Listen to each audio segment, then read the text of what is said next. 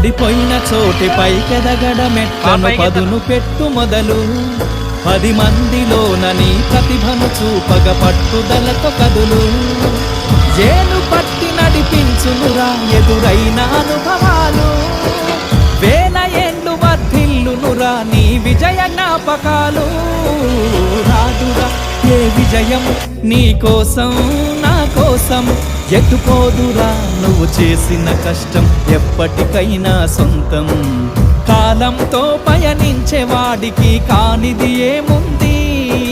సాధనతోనే సాధ్యమవ్వునని సదాశయంతో సాగర ముందుకు రాదురా ఏ విజయం నీ కోసం నా కోసం ఎటుపోదురా నువ్వు చేసిన కష్టం ఎప్పటికైనా సొంతం